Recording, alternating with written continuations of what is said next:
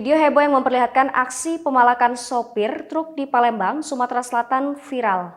Dua pelaku pemalakan di video tersebut, MN 17 tahun dan RS 15 tahun, kini ditangkap polisi.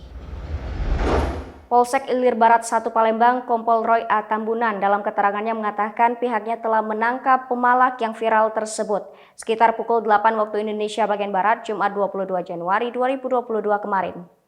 Namun status kedua pelaku masih ditahan saja karena belum ada laporan dari korban alias sopir truk yang dipalak oleh pelaku.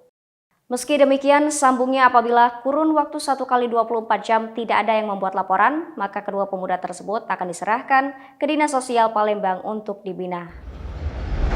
Menanggapi penangkapan tersebut, Ketua Komunitas Supir Truk RST Sumatera Selatan, Apriyadi, mengapresiasi pihak kepolisian.